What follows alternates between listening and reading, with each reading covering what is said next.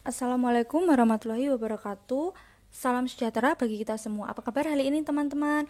Pada kesempatan kali ini kita akan belajar ekonomi dengan materi perdagangan internasional. Baik, langsung saja ya kita belajar pertama dengan pengertian perdagangan internasional. Apakah pengertian dari perdagangan internasional?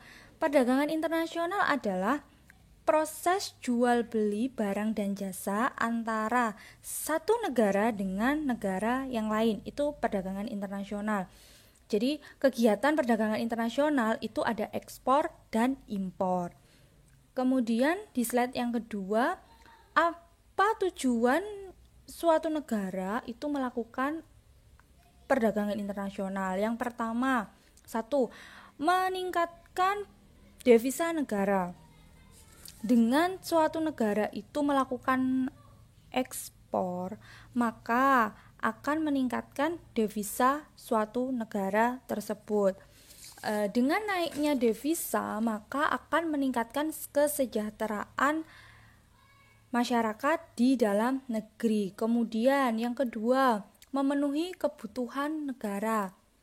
Perdagangan internasional yang dilakukan untuk memenuhi kebutuhan masyarakat yang belum tersedia di dalam negeri. Oleh karena itu perlu adanya impor barang untuk memenuhi kebutuhan tersebut. Yang ketiga, memperoleh keuntungan. Maksudnya adalah keuntungan internal adalah keuntungan yang didapat ketika perusahaan banyak pesanan sehingga akan meningkatkan jumlah produk yang akan diekspor. Perusahaan bisa menggunakan keuntungan ini untuk mempercanggih teknologi yang digunakan untuk produksi. Kemudian yang keempat, suatu negara akan bisa memperluas pasar. Gimana Kak maksudnya? Semakin banyak negara yang menjadi target ekspor, maka semakin besar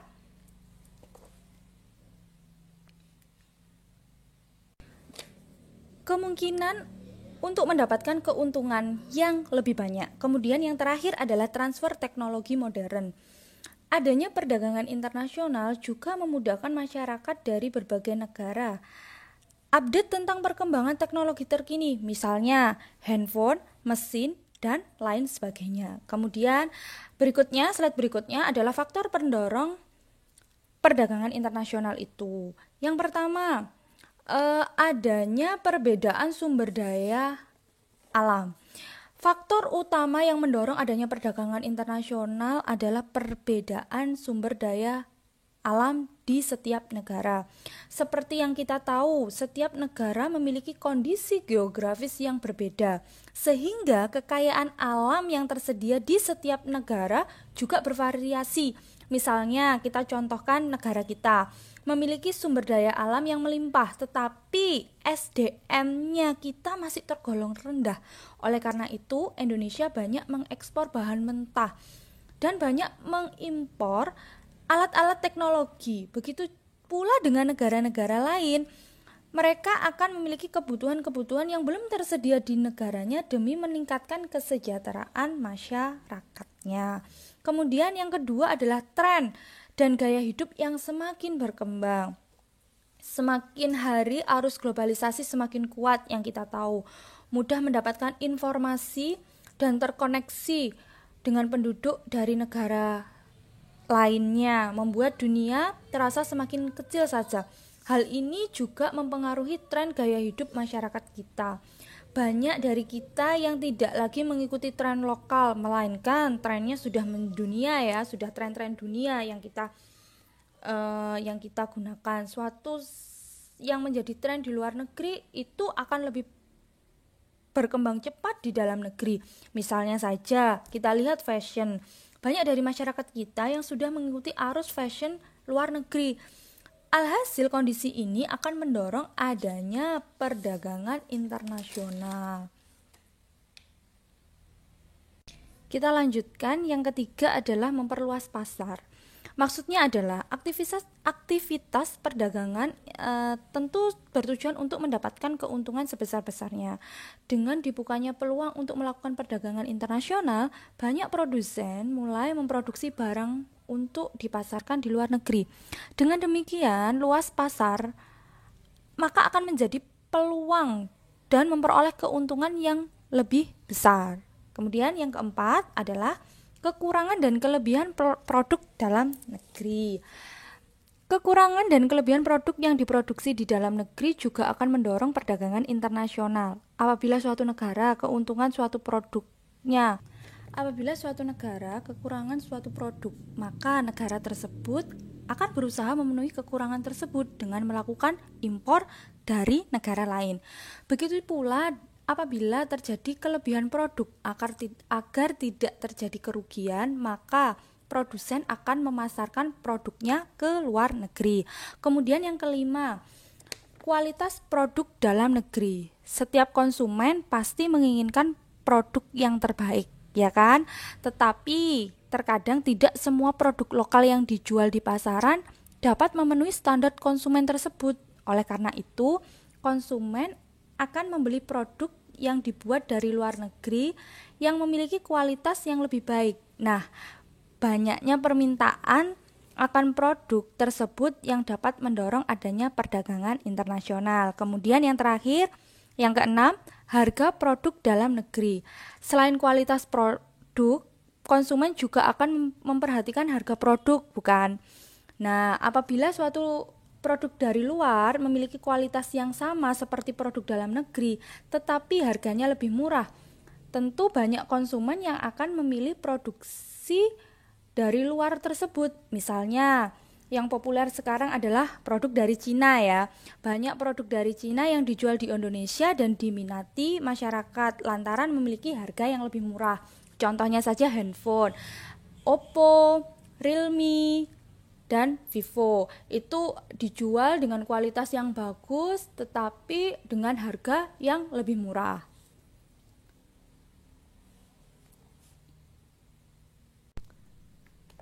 Kemudian kita lanjut ke slide selanjutnya ya. Teori perdagangan internasional. Nah, pada hakikatnya perdagangan internasional itu hampir sama prinsipnya dengan barter. Teman-teman tahu nggak letak persamaannya? Perdagangan internasional itu terjadi karena adanya perbedaan keunggulan antar negara yang sedang berdagang. Ada dua keunggulan di bidang perdagangan internasional, yaitu keunggulan mutlak dan keunggulan komparatif. Keunggulan inilah yang akan melahirkan teori perdagangan internasional. Nah, ada dua teori keunggulan mutlak dan keunggulan komparatif. Kita bahas yang keunggulan mutlak. Dalam teori keunggulan mutlak yang dikemukakan oleh Adam Smith pada tahun 1776 dalam bukunya The Wealth of Nations,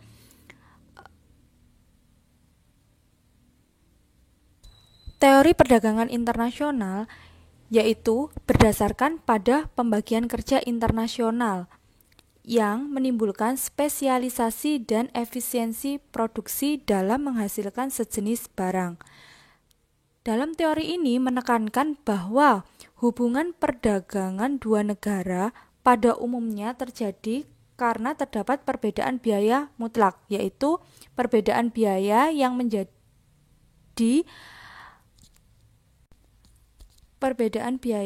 terjadi karena suatu negara memiliki keunggulan tertentu yang tidak dimiliki oleh negara lain. Jadi intinya dalam teori keunggulan mutlak, Adam Smith menitikberatkan pada spesialisasi dan efisiensi produksi ya, kata kuncinya. Kemudian yang kedua, teori keunggulan komparatif yang dikemukakan oleh David Ricardo pada tahun 1817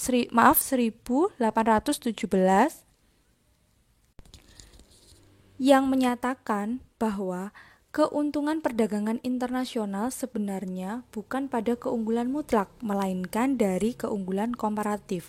Suatu negara tidak memiliki keunggulan apapun dalam memproduksi dua komoditas dibandingkan dengan negara lain. Perdagangan yang saling menguntungkan masih dapat berlangsung jika negara tersebut berspesialisasi pada produk yang memiliki biaya oportunitas paling rendah dibandingkan produk negara lain. Jadi negara bisa memproduksi lebih dari dua produk Tetapi yang ditekankan pada teori keunggulan komparatif adalah biaya produksinya, ya. Bisa dipahami ya perbedaan keunggulan mutlak dan keunggulan komparatif. Baik teman-teman, kita lanjut ke slide berikutnya tentang kebijakan perdagangan internasional. Kebijakan internasional ini, maksud saya kebijakan perdagangan internasional ini merupakan tindakan yang diambil untuk mengatasi kesulitan atau masalah hubungan perdagangan internasional guna untuk melindungi kepentingan nasional, ya. Ada dua, kita bahas yang pertama kebijakan perdagangan internasional di bidang impor, ya. Di situ dalam slide ada yang pertama adalah satu kuota. Jadi kuota itu merupakan jumlah yang ditetapkan untuk suatu kegiatan dalam satu masa atau suatu waktu tertentu. Jadi kuota impor adalah total jumlah barang yang dapat diimpor dalam masa tertentu. Jadi jumlah itu diperkirakan tidak akan mengganggu industri dalam negeri. Kemudian yang kedua ada tarif. Kebijakan tarif diambil oleh pemerintah dengan menetapkan tarif yang tinggi untuk mengimpor suatu jenis barang. Dengan pengenaan tarif, harga impor akan semakin mahal sehingga barang sejenis yang diproduksi di dalam negeri akan memiliki daya saing di dalam negeri. Kemudian yang ketiga ada subsidi. Karena ada perbedaan harga antara barang impor dan barang dalam negeri, ada kemungkinan harga barang impor lebih murah daripada harga barang produksi dalam negeri. Supaya harga produksi dalam negeri dapat ditekan, pemerintah memberikan subsidi pada produsen yang memproduksi barangnya di dalam negeri dengan memberikan subsidi harga barang diharapkan menjadi lebih murah. Kemudian yang keempat ada larangan impor. Dengan berbagai alasan ada beberapa barang yang dilarang atau bisa dilakukan untuk membalas tindakan negara lain yang telah terlebih dahulu melarang impor. Nah, larangan impor ini dapat pula dilakukan untuk menghambat devisa. Kemudian selanjutnya adalah kebijakan perdagangan internasional di bidang ekspor. Yang pertama ada diskriminasi harga. Diskriminasi harga merupakan tindakan dalam penetapan harga barang yang berbeda untuk suatu negara dengan negara lainnya. Untuk barang yang sama, harga untuk negara yang satu lebih mahal dibandingkan dengan negara yang lainnya. Jadi ada misalnya negara A, dia menjualnya lebih murah. Kebijakan ini diambil pemerintah untuk memajukan ekspor, yaitu dengan memberikan premi kepada badan usaha yang melakukan ekspor. Pemberian subsidi ini antara lain berupa bantuan biaya produksi serta pembebasan pajak dan fasilitas lainnya, dengan tujuan agar barang ekspor memiliki daya saing di luar negeri. Kemudian yang ketiga adalah dumping. Dumping merupakan kebijakan yang diambil oleh pemerintah dengan menetapkan barang ekspor lebih murah daripada harga di dalam negeri. Cara ini dapat dilakukan jika pasar dalam negeri dapat dikendalikan atau dikontrol oleh pemerintah. Kemudian selanjutnya ada politik dagang bebas. Politik dagang bebas ini merupakan kebijakan yang diambil pemerintah untuk memberikan kebebasan dalam melakukan ekspor dan impor. Kebebasan dalam perdagangan ini akan membawa beberapa keuntungan seperti mutu barang yang tinggi dan harga yang relatif murah. Kemudian yang terakhir adalah larangan ekspor. Larangan ekspor merupakan kebijakan suatu negara untuk melarang ekspor barang-barang tertentu ke luar negeri. Penyebabnya bisa karena alasan ekonomi, politik, sosial, ataupun budaya. Selanjutnya adalah alat pembayaran.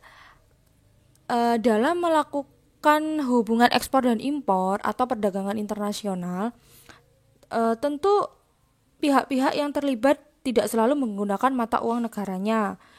Misalnya Indonesia membeli barang dari Jepang, maka dia akan menggunakan mata uang Jepang.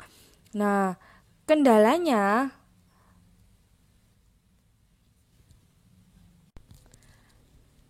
namun kadangkala bukan mata uang dari Jepang yang digunakan untuk kegiatan tersebut, melainkan mata uang asing lainnya seperti halnya dolar, euro, atau pound sterling.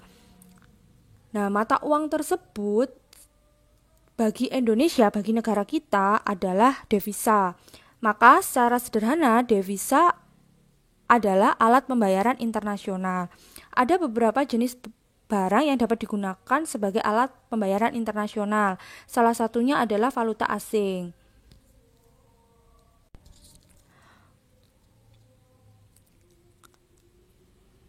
Valuta asing merupakan mata uang asing yang dipakai sebagai alat pembayaran luar negeri. Valuta asing mempunyai nilai tukar. Nilai tukar valuta asing disebut dengan istilah kurs. Untuk pembayaran internasional sendiri dapat dilakukan dengan berbagai cara. Yang pertama, dengan cara tunai. Transaksi tunai ini dengan bagaimana caranya? Jadi, membeli barang dengan secara langsung. Cara pembayaran yang kedua dengan melakukan transfer telegrafis. Bagaimana caranya? Pembayaran ini dilakukan dengan cara cek yang diteruskan melalui telegram yang biasanya dilakukan oleh bank di dalam negeri kepada pelanggan di luar negeri dengan mentransfer rekening deposito. Yang ketiga adalah wesel. Merupakan surat perintah pembayaran di bank di dalam negeri kepada bank di luar negeri sesuai dengan tujuan, jumlah uang, dan nama orang yang tertulis di dalam wesel. Yang keempat adalah letter of credit. Merupakan jasa yang diberikan bank berupa letter of credit, yaitu jaminan untuk membayar sejumlah tertentu kepada pihak lain atas permintaan nasabahnya. Kemudian slide selanjutnya kita akan membahas tentang neraca pembayaran. Neraca pembayaran adalah catatan yang sistematis tentang transaksi ekonomi internasional antara penduduk negara itu dengan penduduk negara lain. Kemudian di slide selanjutnya kita akan bahas komponen neraca pembayaran. Yang pertama adalah neraca perdagangan. Neraca perdagangan negara mengalami defisit dalam neraca perdagangan. Neraca perdagangan yang surplus disebut juga dengan neraca perdagangan aktif, sedangkan neraca perdagangan yang defisit disebut juga dengan neraca perdagangan pasif. Kemudian yang kedua adalah neraca jasa. Neraca jasa mencatat transaksi jasa yang diselenggarakan dan diterima suatu negara terhadap negara lain selama jangka waktu 1 tahun. Misalnya jasa asuransi, pariwisata, perdagangan, perbankan, maupun pengangkutan. Kemudian neraca hasil modal merupakan sebuah neraca yang mencatat semua pembayaran dan penerimaan bunga, dividen, upah dari tenaga asing ya, serta hadiah-hadiah dari luar negeri. Selanjutnya ada neraca lalu lintas modal. Merupakan neraca yang mencatat segala kredit ataupun pinjaman dari luar negeri dan segala kredit atau pinjaman yang diberikan kepada negara lain. Dalam neraca ini juga mencatat jual beli efek, penanaman modal asing, bantuan dari luar negeri, serta pembayaran utang dari luar negeri. Yang terakhir, neraca lalu lintas moneter. Sebuah neraca yang mencatat dan memperlihatkan perkembangan atau perubahan cadangan devisa suatu negara. Cadangan tersebut terdiri dari emas ataupun devisa. Selanjutnya, macam-macam neraca pembayaran. Yang pertama, neraca yang menunjukkan jumlah transaksi pembayaran luar negeri lebih besar dibandingkan transaksi penerimaan dari luar negeri. Kemudian yang kedua, neraca pembayaran surplus merupakan neraca pembayaran yang menunjukkan transaksi debitnya lebih kecil. Jadi untuk transaksi debit itu merupakan transaksi pembayaran dari luar negeri. Kalau yang kredit adalah transaksi penerimaan dari luar negeri. Sedangkan yang ketiga adalah neraca pembayaran seimbang, yaitu neraca pembayaran yang menunjukkan transaksi debit sama dengan transaksi kredit. Demikian pembahasan materi perdagangan internasional. Terima kasih atas perhatiannya. Wassalamualaikum warahmatullahi wabarakatuh. SSC, senyum, semangat, cinta.